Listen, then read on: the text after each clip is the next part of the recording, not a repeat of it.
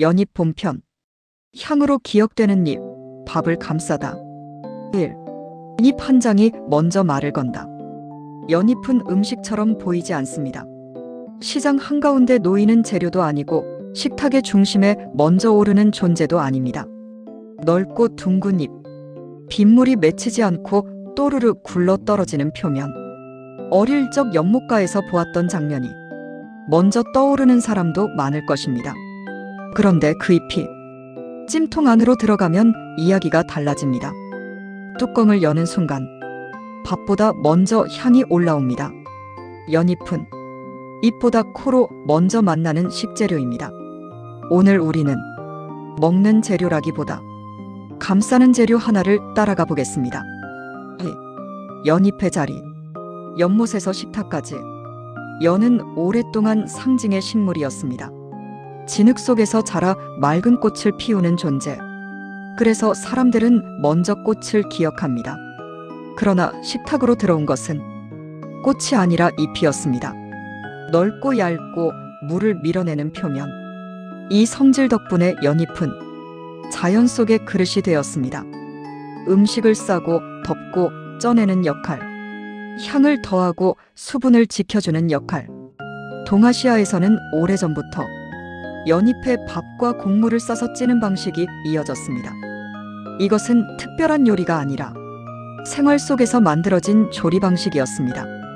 연잎은 요리의 주인공이 아니라 요리를 감싸는 도구였습니다. 3. 우리가 기억하는 연잎. 연잎밥의 장면. 한국에서 연잎을 떠올리면 많은 사람들이 연잎밥을 먼저 기억합니다. 찹쌀, 빰, 콩, 대추. 재료는 소박합니다. 그러나 연잎에 싸서 찌는 순간 밥은 다른 향을 입습니다. 뚜껑을 열 때의 김, 연잎을 펼칠 때의 촉감. 그 장면이 먼저 기억에 남습니다. 연잎은 맛을 강하게 바꾸지 않습니다. 대신 밥 위에 향을 얹어줍니다. 자극적이지 않고 천천히 남는 맛. 연잎밥은 유행으로 먹는 음식이 아니라 기억으로 남는 음식에 가깝습니다. 4. 우리가 잘 모르는 연잎. 차와 사찰 음식의 흐름. 연잎은 밥만 감싸는 재료가 아닙니다. 말려서 차로 마시기도 합니다. 연잎차는 강하지 않습니다.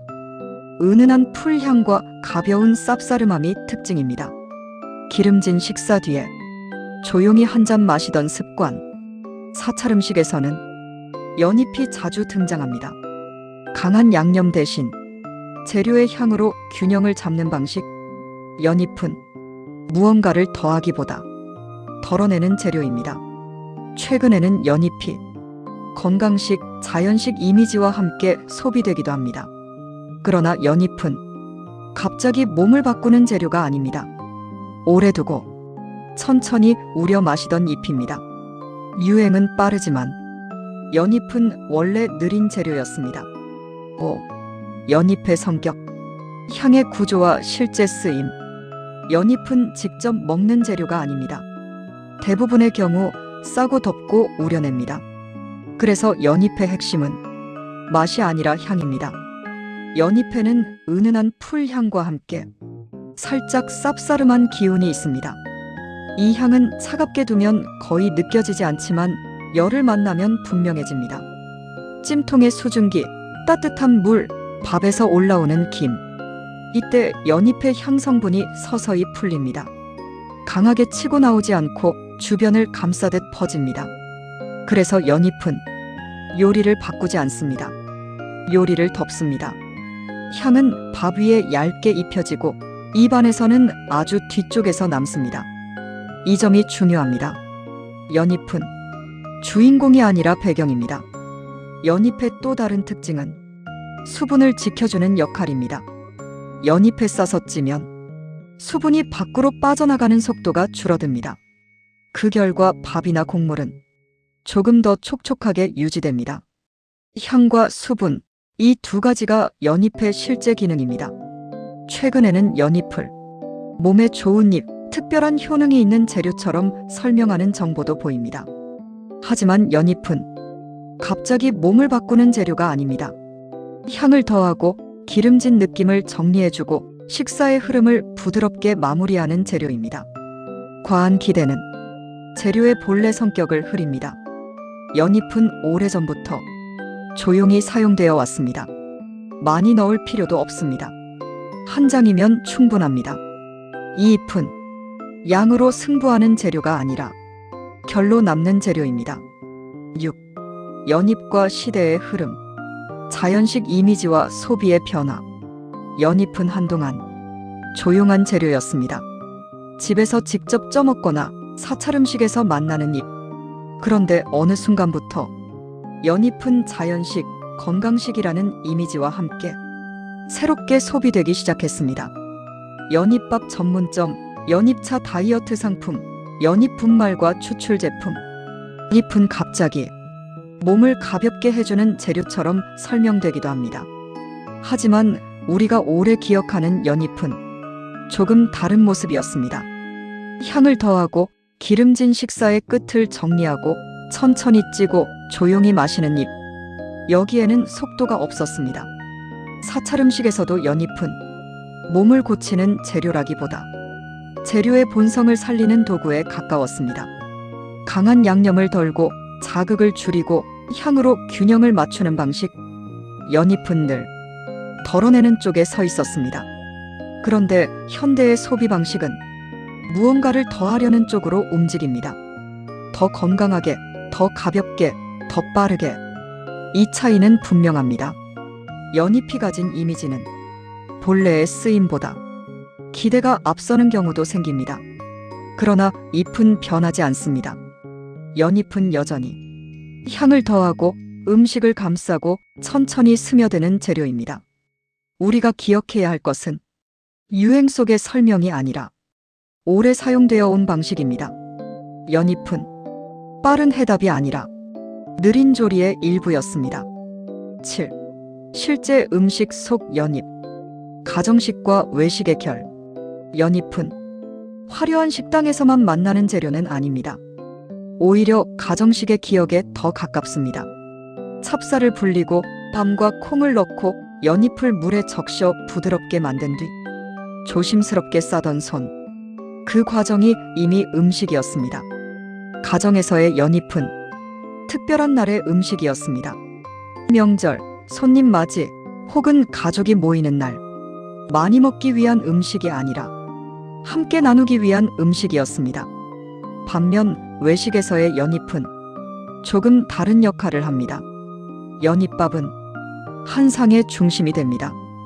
뚜껑을 열어야 완성되는 음식, 향이 먼저 인사를 건네는 음식. 이때 연잎은 연출의 재료가 되기도 합니다. 향은 그대로이지만 장면은 조금 달라집니다. 또 하나의 변화는 가정에서 직접 만들기보다 완제품으로 구입하는 경우가 많아졌다는 점입니다. 냉동 연잎밥, 포장된 연잎차, 간편 조리 제품. 시대는 빠르게 변했지만 연잎의 본질은 크게 달라지지 않았습니다. 싸고 덥고 향을 남기는 일. 연잎은 여전히 음식을 드러내기보다 음식을 감싸는 쪽에 서 있습니다. 가정식에서는 손의 시간이 더해지고 외식에서는 장면의 시간이 더해집니다. 그러나 향은 같습니다. 뚜껑을 열던 순간의 김, 연잎을 펼칠 때의 부드러운 감촉. 연잎은 음식보다 그 장면을 남깁니다. 8. 연잎의 사용과 보관. 생잎과 건잎의 차이. 연잎은 크게 두 가지 형태로 만납니다. 생잎과 건잎입니다. 생잎은 향이 더 싱그럽고 푸릅니다. 하지만 보관이 어렵습니다.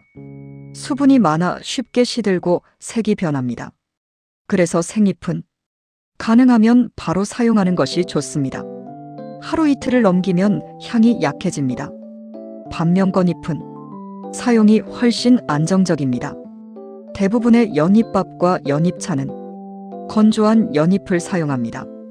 건잎은 물에 충분히 불려야 합니다. 따뜻한 물에 잠시 담가두면 잎이 다시 부드러워집니다.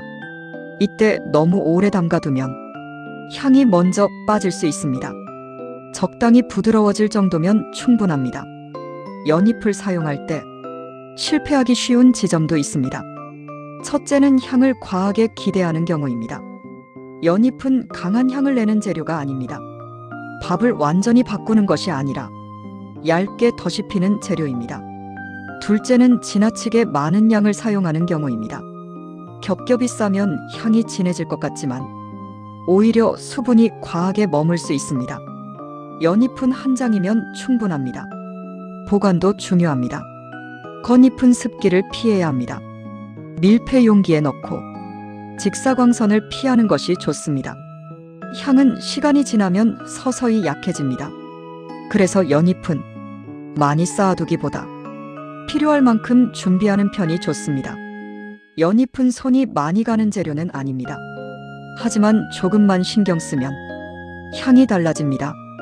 이 잎은 조리의 기술보다 다루는 태도가 더 중요한 재료입니다. 급하게 쓰기보다 잠시 물에 적시고 조용히 펼치고 천천히 싸는 과정.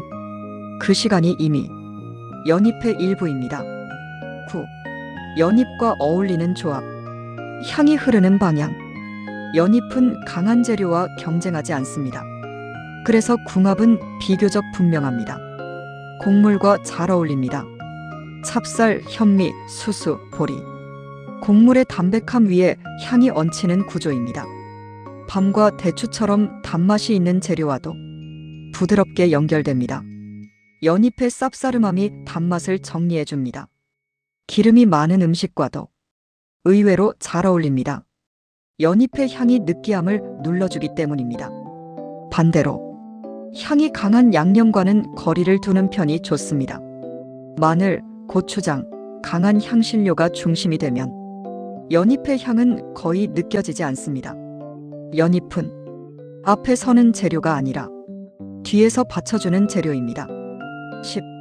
연잎과 함께할 때 조심할 점. 기대와 실제의 간극. 연잎은 종종 몸에 좋은 잎이라는 말과 함께 소개됩니다. 물론 오래전부터 차로 마셔왔고 식사의 균형을 잡는 데 사용되었습니다. 그러나 연잎은 기적을 만드는 재료가 아닙니다. 향을 더하고 기름진 느낌을 정리하고 식사의 흐름을 부드럽게 이어주는 역할. 이것이 실제에 가깝습니다. 지나친 기대는 재료의 본래 성격을 흐립니다. 연잎은 천천히 사용되는 재료입니다. 자주, 조금씩, 한 장이면 충분합니다. 11. 연잎이 남기는 장면. 음식보다 기억. 연잎을 떠올리면 맛보다 먼저 떠오르는 것이 있습니다. 뚜껑을 열던 순간에 긴 잎을 펼치던 손, 은은하게 퍼지던 향. 연잎은 입안의 자극보다 공기의 기억에 더 가깝습니다. 그래서 연잎은 한 번에 강하게 남지 않습니다. 대신 조용히 오래 남습니다. 음식이 아니라 장면을 기억하게 하는 재료. 이 점이 연잎의 가장 큰 특징일지도 모릅니다. 12. 잎 한 장의 끝에서 느린 재료의 의미. 오늘 우리는 연잎이라는 넓은 잎 한 장을 따라왔습니다. 먹는 재료라기보다 감싸는 재료, 더하기보다 덜어내는 재료. 빠르게 소비되는 시대 속에서도 연잎은 여전히 느린 방식으로 남아 있습니다. 찜통을 열고 향을 먼저 맡고 조용히 한 숟가락을 뜨는 순간 연잎은 음식을 바꾸기보다 식사의 태도를 바꿉니다. 이 잎은 많이 쓰지 않아도 됩니다. 한 장이면 충분합니다.